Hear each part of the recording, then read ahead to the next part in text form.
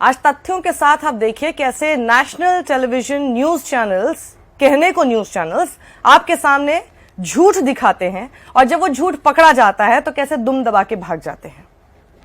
आपने ये डिबेट अगर देखी होगी, अब सिर्फ ट्वीट डिलीट करके जाने से तो कोई फायदा नहीं है, क्योंकि वो तो टेलीविजन पर बोल दिया गया है और कितना बड़ा झूठ है वो आप देखिएगा। आपके सामने इस तरह से ये खबर दिखाई गई कि जहांगीरपुरी में जो हुआ, और जहांगीरपुरी में आपको याद होगा कि मस्जिद के सामने का जो गेट था, वो जो दीवार थी उसको तोड़ा गया था, और ये आपके सामने दिखाया गया कि जहांगीरपुरी में जो मस्जिद को तोड़ा गया था वही राजस्थान की सरकार ने मंदिरों को तोड़कर बदला लिया है। अब इसमें कितने झूठ हैं एक साथ, और ये जो ट्वीट डिलीट करके भाग गया है उसके मैं आपको तथ्य बताती हूं। सबसे पहली बात तो ये है, आपको ये दिखाया गया कि 22 अप्रैल को हुआ है और 20 अप्रैल को जहांगीरपुरी की घटना हुई थी, वो खुद ये चैनल भी बता रहा है। अब सच ये है कि 22 अप्रैल को नहीं बल्कि 18 अप्रैल को ये डिमोलिशन राजस्थान के अलवर में हुआ। पहला झूठ तो यहीं पे सामने आता है कि जब 18 अप्रैल को वो डिमोलिशन हो चुका था, जिसमें कि 3 ऐसे मंदिर बताए जा रहे हैं, एक उसमें 300 साल पुराना है, एक कम से कम 200 साल पुराना और एक 150 साल पुराना, और किसी का घर भी है जो उसमें गिराया गया। तो जहांगीरपुरी की घटना से पहले हुआ। तो सबसे बड़ा झूठ कि जहांगीरपुरी का बदला लेने के लिए किया गया। अलवर के औरंगजेब अशोक गहलोत को बताया गया है। तो अब जरा मैं आपको बता दूं कि आखिर वो औरंगजेब हैं कौन। पिछले साल सितंबर में ही जब नगर पालिका की बैठक में प्रस्ताव रखा गया, सर्वसम्मति से उस प्रस्ताव को पास किया गया। उस नगर पालिका में, जिसमें कि मैं राजगढ़, जो पूरा राजगढ़ का एरिया आता है जहां पर यह घटना हुई है, वहां के जितने पार्षद हैं, किस किस पार्टी के कितने जीते हुए हैं, ये मैं आपको खुद बताती हूं। 14 पार्षद बीजेपी से चुनकर आए थे, 20 थे जो कि निर्दलीय थे और एक कांग्रेस का था। तो जो 20 निर्दलीय थे उनमें से 2 को छोड़कर, यानी 18 के 18 बाद में भारतीय जनता पार्टी में ही शामिल हो गए थे।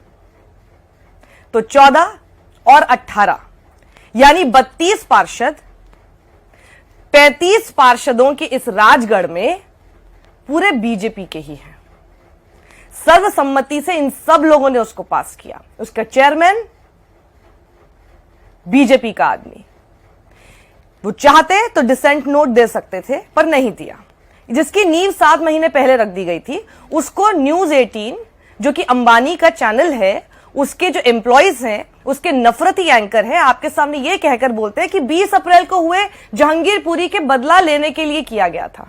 सितंबर में यह बात रख दी गई थी और सितंबर में प्रस्ताव पारित गया था। किस चीज के नाम पर? गौरव पथ मास्टर प्लान 2012 को इंश्योर करने के नाम पर, और साथ ही गौरव पथ का जो एक विकास का रास्ता बनाना चाह रहे हैं, उसके रास्ते में जो भी चीज आ रही है उसको गिराने के नाम पर। बीजेपी का कहना है कि हमको तो यह बात बताई नहीं गई थी कि उसमें ऐसे मंदिर गिराए जाएंगे, कितनी चौड़ाई होगी, सारी चीजें प्रस्ताव में नहीं थी। चलिए, ये आपस में उनकी तू तू मैं मैं की बात हो सकती है, लेकिन एक न्यूज चैनल बैठकर सरेआम आपके सामने झूठ परोसता है। और मैं तो राजस्थान के मुख्यमंत्री अशोक गहलोत से पूछना चाहती हूं कि आप चुप बैठे रहेंगे? सोच के देखिए कि अगर आपकी जगह पे यहां योगी आदित्यनाथ की सरकार होती और उसके बारे में किसी जर्नलिस्ट ने, किसी एंकर ने, किसी न्यूज रीडर ने, किसी रिपोर्टर ने इस तरह की गलत खबर चला दी होती तो क्या होता? अशोक गहलोत जी, आप ही को बोला गया है औरंगजेब, जबकि आप लोग खुद कह रहे हैं कि आपका इससे लेना देना नहीं है। ये तो नगर पालिका का काम था, ये तो म्यूनिसिपल बॉडी का काम था जिसमें आपका एक ही पार्षद है। अगर आप कोई कार्रवाई नहीं करेंगे ना अशोक गहलोत जी, तो इसका मतलब यह है कि जो आरोप आपके ऊपर लगाए गए हैं उसे फिर आप स्वीकार कर रहे हैं, जबकि जो आरोप लगा रहा है वो खुद अपना ट्वीट डिलीट करके जा चुका है, क्योंकि उसको भी समझ में आ गया। अब आप सोचेंगे कि आखिर 22 अप्रैल की तारीख कैसे आई, तो देखिए मैं आपको पूरे क्रोनोलॉजी ये बताती हूं।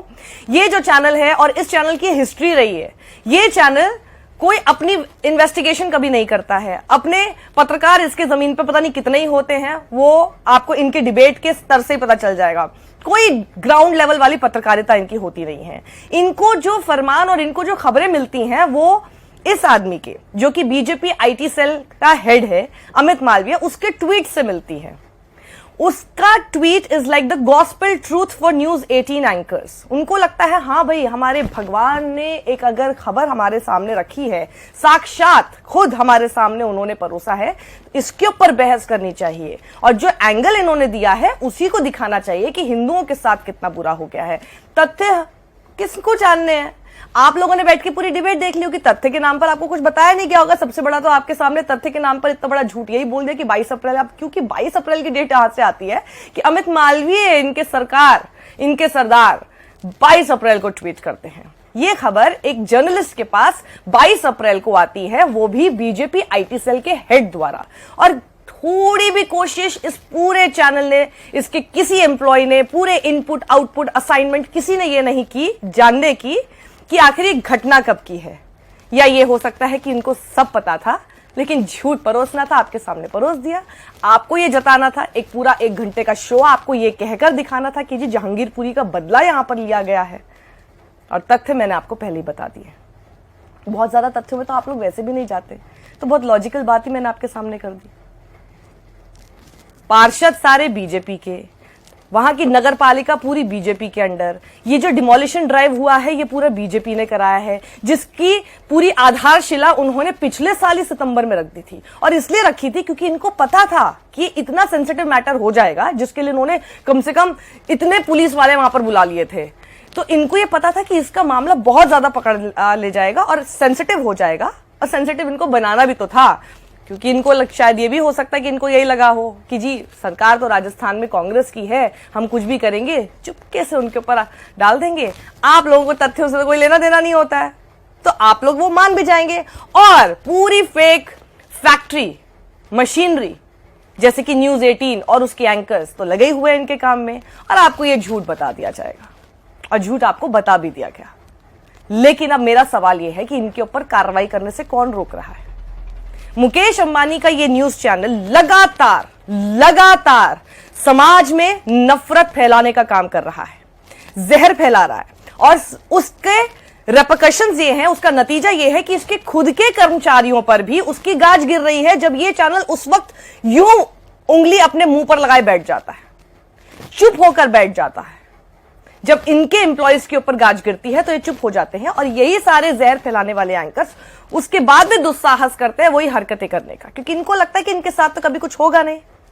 देखिए, ट्वीट डिलीट करना, कोई भी आपने कभी कोई ट्वीट किया हो उसको आपने डिलीट कर दिया, हो सकता है आपको बाद में कुछ अलग तरह की बातें सामने आए, लेकिन इस ट्वीट में वो वीडियो था जो उसके शो से जुड़ा हुआ था।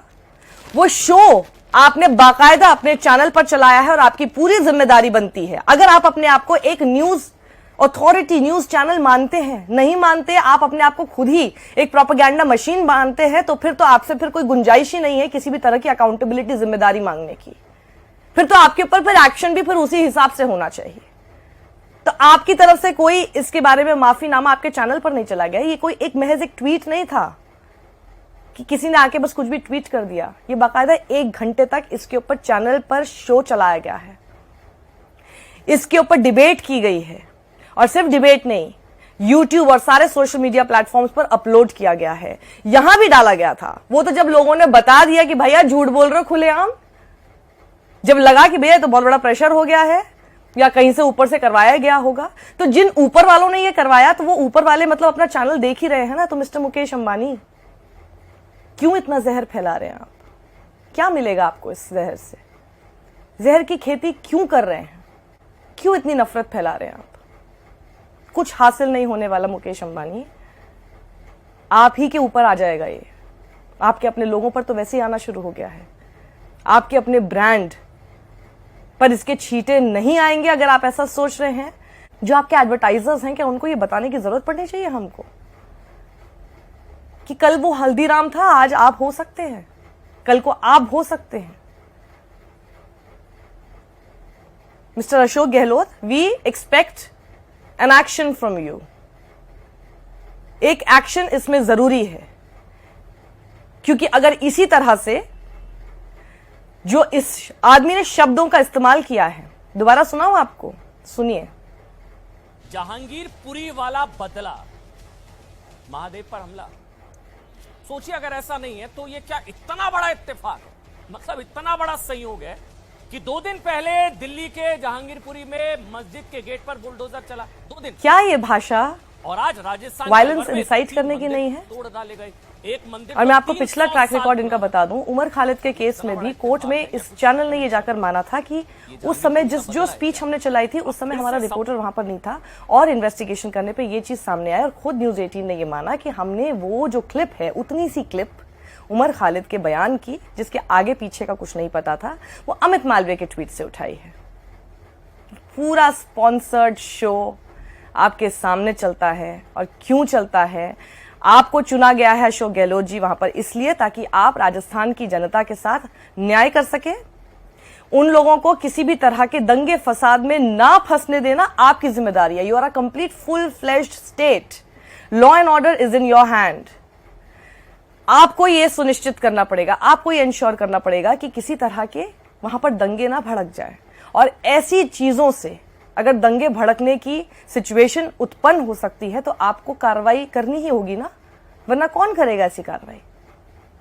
सोचिए इस बारे में और दिखा दीजिए कि आपके राज में, आपके राज्य में कोई भी एक दूसरे को लड़ाने का काम नहीं कर सकता, फिर चाहे वो कोई हो।